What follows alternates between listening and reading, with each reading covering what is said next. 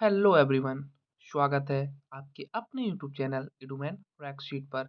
आज Delhi police एडब्ल्यूओ TPO का जो 20 जनवरी की जो सेकंड शिफ्ट हुई है उसका 100% एनालिसिस करेंगे। अगर आप चैनल पर नए हैं तो चैनल को सब्सक्राइब जरूर कर लें, क्योंकि यहाँ पर सभी एग्जाम के एनालिसिस कराए जाते हैं।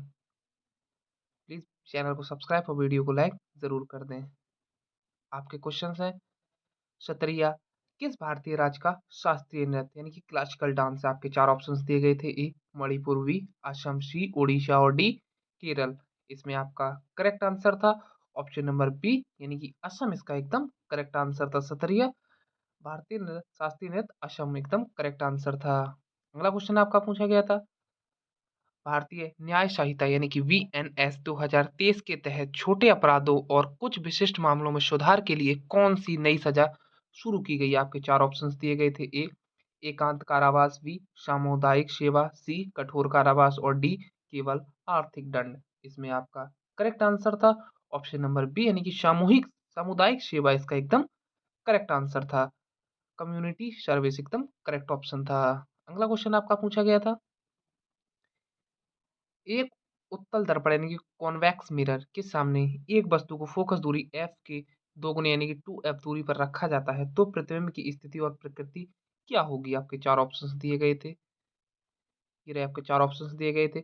वास्तविक उल्टा वस्तु के समान, बी आभासी सीधा वस्तु से छोटा, सी वास्तविक सीधा वस्तु से बड़ा और डी आभासी उल्टा वस्तु से छोटा।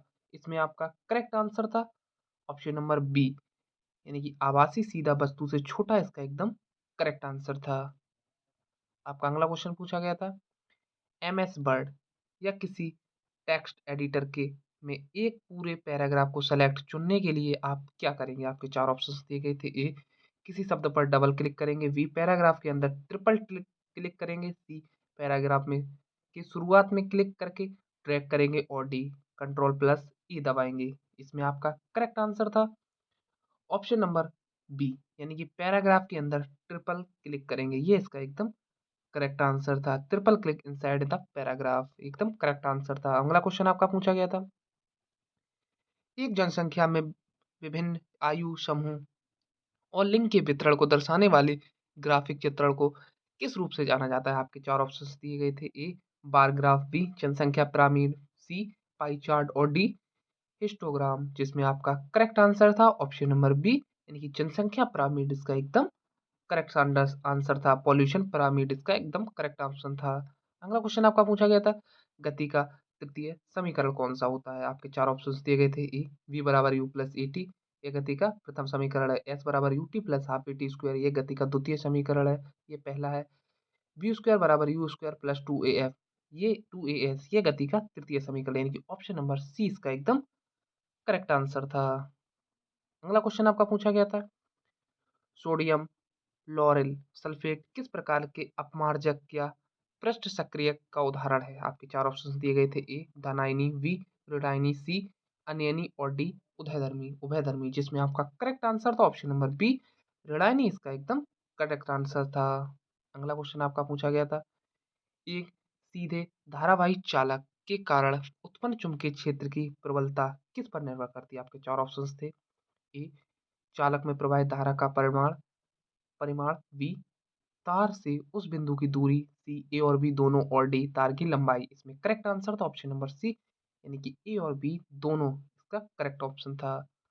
आपका अगला क्वेश्चन पूछा गया था, एक गीजर 2 किलोवाट यानी कि 2000 वाट पावर और 240 वाट पर ऑपरेट करता है। यदि यह 90 मिनट तक चलता है तो यह कितनी ऊर्जा यानी कि एनर्जी खपत करेगा। आपके चार ऑप्शंस थे। A 3 kilowatt power, B 1.5 kilowatt power, C 2 kilowatt power और डी 2.4 किलोवाट पावर। जिसमें आपका करेक्ट आंसर था ऑप्शन नंबर ए इसका एकदम करेक्ट आंसर था। आपका अगला क्वेश्चन पूछा गया था, निम्नलिखित में से कौन सी औषधि एस्टर समूह से संबंधित है। चार ऑप्शंस दिए गए थे। ए लिडोकेन, बी प्रोकेन, सी डाइजेपाम और डी एमोएक्सिस सिलिन। जिसमें आपका करेक्ट आंसर था ऑप्शन नंबर बी यानी कि प्रोकेन इसका एकदम करेक्ट आंसर था। अगला क्वेश्चन आपका पूछा गया था, यदि किसी वस्तु को उत्तल लेंस के सामने 2f पर रखा जाए तो प्रतिबिंब कहाँ और कैसे बनेगा? आपके चार ऑप्शंस थे। ए एफ पर वास्तविक और छोटा, बी 2f पर वास्तविक और बराबर आकार का, सी अनंत पर आभासी और बड़ा, और डी 2f से परे वास्तविक और बड़ा, जिसमें आपका करेक्ट आंसर था ऑप्शन नंबर बी यानी कि 2f पर वास्तविक और बराबर आकार का इसका एकदम करेक्ट आंसर था। अगला क्वेश्चन आपका पूछा गया था, ब्लीचिंग पाउडर यानी कि विरंजक चूर्ण किससे बनता है? चार ऑप्शंस दिए गए थे। ए सोडियम हाइड्रोक्साइड और क्लोरीन, बी कैल्शियम हाइड्रोक्साइड और अमोनिया, सी कैल्शियम हाइड्रोक्साइड यानी बुझाऊ चूना और क्लोरीन गैस, और डी क्विक क्लाइम और नाइट्रोजन, जिसमें आपका करेक्ट आंसर था ऑप्शन नंबर सी यानी कि कैल्शियम हाइड्रोक्साइड यानी कि बुझा चूना और क्लोरीन गैस इसका एकदम करेक्ट आंसर था। ब्लीचिंग पाउडर कैल्शियम हाइड्रोक्साइड और क्लोरीन गैस से बनता है। अगला क्वेश्चन आपका पूछा गया था, आधुनिक आवर्त सारणी के छठे आवर्त यानी कि पीरियड में कुल कितने तत्व उपस्थित हैं? आपके ऑप्शंस थे। ए 8, बी 18, सी 32 और डी 10, जिसमें आपका करेक्ट आंसर था ऑप्शन नंबर सी 32 इसका एकदम करेक्ट आंसर था। अगला क्वेश्चन आपका पूछा गया था, एक तत्व की परमाणु संख्या यानी कि एटॉमिक नंबर 13 है, यदि यह 3 इलेक्ट्रॉन त्याग कर एक आयन X3+ बनाता है तो आयन में प्रोटॉन और इलेक्ट्रॉन क्रमशः कितनी होगी? आपके ऑप्शंस थे। ए 13 13, बी 10 13, सी 10 10 और डी 13 10, इसमें आपका करेक्ट आंसर था ऑप्शन नंबर डी यानी कि 13 10 इसका एकदम करेक्ट आंसर था। अगला क्वेश्चन आपका पूछा गया था, यदि तत्व ZXA में परमाणु क्रमांक 13 और इसमें प्रोटॉन और इलेक्ट्रॉनों की संख्या क्या होगी? आपके चार ऑप्शन दिए गए थे। ए प्रोटॉन बराबर 13, इलेक्ट्रॉन 14, प्रोटॉन 14 और इलेक्ट्रॉन 13, सी ऑप्शन था प्रोटॉन 13 इलेक्ट्रॉन 13 और डी ऑप्शन था प्रोटॉन 26 और इलेक्ट्रॉन 13 है। इसमें करेक्ट आंसर था ऑप्शन नंबर सी यानी कि प्रोटॉन 13 और इलेक्ट्रॉन 13 इसका एकदम करेक्ट आंसर था। अगला क्वेश्चन आपका पूछा गया था, यदि कोई वस्तु एक निश्चित वेग यानी कि कांस्टेंट वेलोसिटी से सीधी रेखा में गति कर रही है तो उसका विस्थापन यानी कि समय ग्राफ कैसा दिखेगा? आपके चार ऑप्शंस दिए गए थे। ए समय अक्ष यानी कि टाइम एक्सिस के समांतर एक क्षैतिज रेखा यानी कि हॉरिजॉन्टल लाइन, बी मूल बिंदु यानी कि ओरिजिन से शुरू होने वाली एक सीधी तिरछी रेखा, सी एक वक्र रेखा और डी विस्थापन अक्ष के समांतर एक ऊर्ध्वाधर रेखा, जिसमें आपका करेक्ट आंसर था ऑप्शन नंबर बी यानी कि मूल बिंदु से शुरू होने वाली एक सीधी तिरछी रेखा इसका एकदम करेक्ट आंसर था ऑप्शन नंबर बी इसका एकदम करेक्ट ऑप्शन था। अगला क्वेश्चन आपका पूछा गया था, 30 और 60 के दो प्रतिरोधों को समांतर क्रम यानी कि पैरेलल में जोड़ा जाए तो परिपथ का तुल्य प्रतिरोध क्या होगा? आपके चार ऑप्शंस थे। ए 1.5 ओम, बी 2 ओम, सी 3 ओम और डी 9 ओम, इसका एकदम करेक्ट आंसर था, जिसमें आपका इसका करेक्ट आंसर था ऑप्शन नंबर बी यानी कि 2 ओम इसका एकदम करेक्ट आंसर था। अगला क्वेश्चन आपका पूछा गया था, निम्नलिखित में से कौन सा फॉर्मूला एवरेज यानी कि A1:A10 के बराबर है? आपके चार ऑप्शंस दिए गए थे, जिसमें आपका करेक्ट आंसर था ऑप्शन नंबर ए यानी कि सम A1:A10 यानी कि काउंट A1:A10 इसका एकदम करेक्ट आंसर था ऑप्शन नंबर ए। अगला क्वेश्चन आपका पूछा गया था, बड़ी बड़ी ईमेल फाइलों को सीधे ईमेल में भेजने के बजाय उनका लिंक जोड़ना क्यों जरूरी है? आपके चार ऑप्शंस थे। ए ताकि ईमेल सर्वर पर जगह बच सके और ईमेल जल्दी भेजा जा सके, क्योंकि क्लाउड लिंक फाइल को सीधे अटैच नहीं करता बल्कि सिर्फ उसका रास्ता बताता है। बी ऑप्शन था, क्योंकि ज़्यादा ईमेल प्रोवाइडर वाली प्रोफाइलों को अटैच करने की अनुमति नहीं देते, वे आपको क्लाउड स्टोरेज यानी कि गूगल ड्राइव, वन ड्राइव का उपयोग करने के लिए प्रेरित करते हैं, जो फाइल साइज की कोई सीमा नहीं रखते। अगला आपका ऑप्शन था, यह प्राप्तकर्ता के लिए फ़ाइल डाउनलोड करना आसान बनाता है, क्योंकि वे सिर्फ लिंक पर क्लिक करके फ़ाइल को सीधे क्लाउड से डाउनलोड कर सकते हैं, ईमेल में इनबॉक्स में जगह भरे बिना, जिसमें आपका correct answer option number D उपरोक्त सभी यानी कि इसमें आपका correct answer option number D यानी कि उपरोक्त सभी, ये इसका एकदम करेक्ट आंसर था, सभी सही थे। अगला क्वेश्चन आपका पूछा गया था, आदर्श समीकरण पी बराबर गैस समीकरण आदर्श गैस समीकरण पी बराबर एनआरटी में एन किसे दर्शाता है? चार ऑप्शंस थे। ए गैस के अणुओं की संख्या, बी गैस के मोलों की संख्या, सी गैस का आयतन और डी गैस का तापमान यानी टेम्परेचर ऑफ गैस, जिसमें आपका करेक्ट आंसर था ऑप्शन नंबर बी यानी कि गैस के मोलों की संख्या यानी कि number of moles of gas इसका एकदम करेक्ट आंसर था। अगला क्वेश्चन आपका पूछा गया था, खालसा पंथ की स्थापना किसने और कब की? आपके चार ऑप्शंस थे। ए गुरु नानक देव जी ने 1414 से 69 ईस्वी में। बी गुरु अर्जुन देव जी ने 1577 ईस्वी में। सी गुरु गोविंद सिंह 1699 ईस्वी। और डी गुरु रामदास जी 1581 ईस्वी, जिसमें आपका करेक्ट आंसर था ऑप्शन नंबर सी यानी कि गुरु गोविंद सिंह 1699 ईस्वी इसका एकदम करेक्ट ऑप्शन था। ऑप्शन नंबर सी इसका एकदम करेक्ट आंसर था।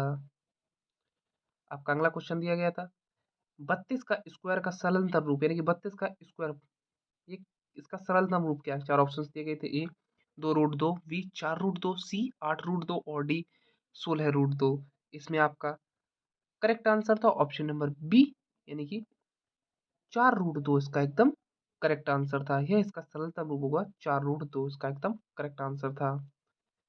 अगला क्वेश्चन दिया गया था आपको, केंद्र में संघ सरकार का संवैधानिक प्रमुख कौन होता है? चार ऑप्शंस दिए गए थे। ए प्रधानमंत्री यानी प्राइम मिनिस्टर। बी राष्ट्रपति प्रेसिडेंट। सी मुख्य न्यायाधीश। और डी लोकसभा अध्यक्ष यानी कि स्पीकर ऑफ द लोकसभा, जिसमें आपका करेक्ट आंसर था ऑप्शन नंबर बी यानी कि प्रेसिडेंट यानी कि राष्ट्रपति इसका एकदम करेक्ट आंसर था। ऑप्शन नंबर बी राष्ट्रपति इसका एकदम करेक्ट ऑप्शन था। अगला क्वेश्चन दिया गया था आपका, एक वस्तु 5,000 में खरीदी गई, 2,000 मरम्मत पर खर्च किए गए और इसे 9,000 में बेच दिया गया। लाभ की हानि की गणना करें यानी कि 5,000 में खरीदा गया प्लस 2,000 मरम्मत यानी कि इसी में जोड़ेगा यानी कि 7,000 में खरीदा और 9,000 में बेच दिया, तो कितना लाभ होगा? इसका करेक्ट आंसर था ऑप्शन नंबर बी यानी कि 2,000 का लाभ ही इसका एकदम करेक्ट आंसर है, क्योंकि 7,000 में खरीदा और 2,000 9,000 में बेच दिया तो 2,000 का लाभ हुआ। ये 2,000 इसका एकदम करेक्ट आंसर था।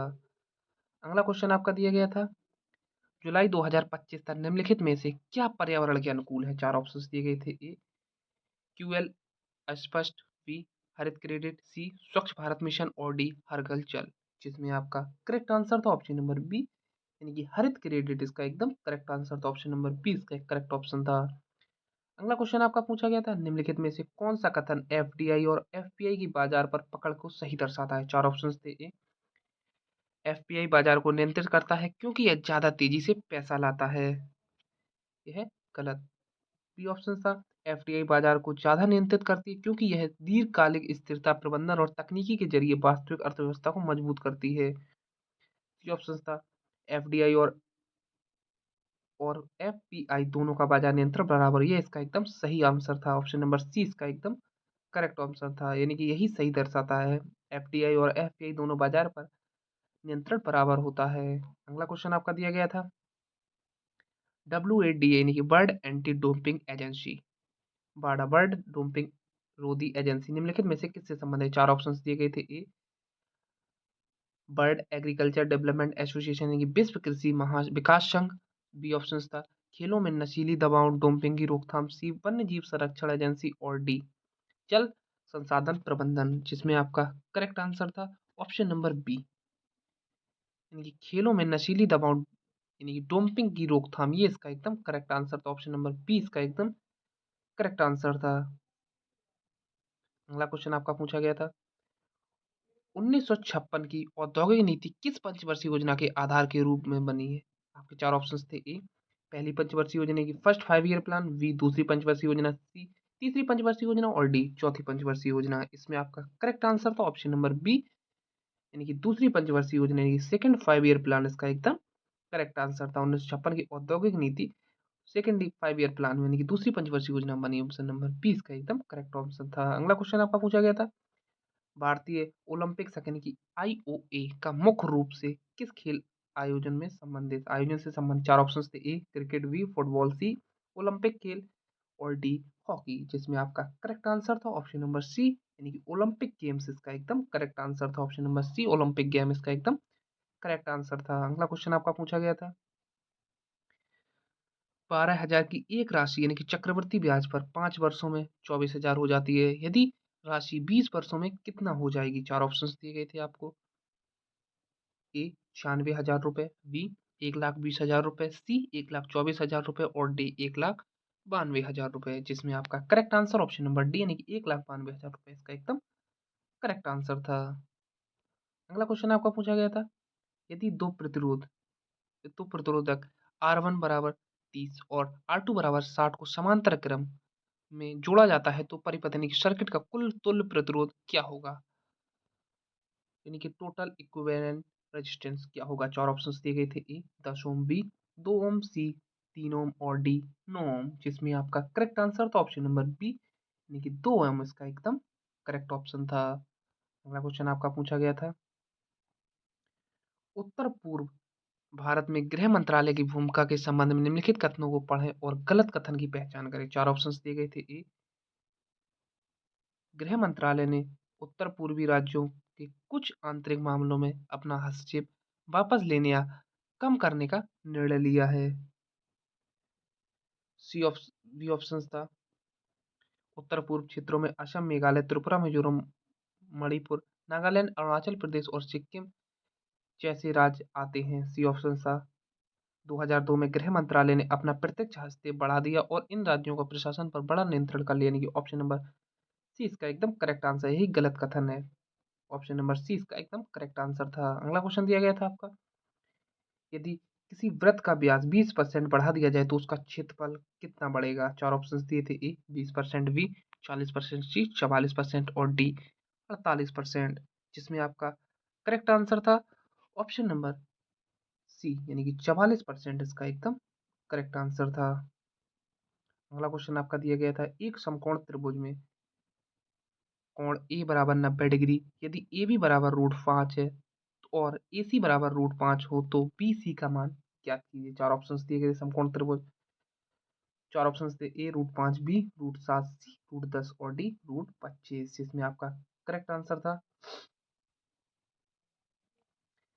यानी कि ए बी √5 यानी कि बी और सी पूछा था। यानी कि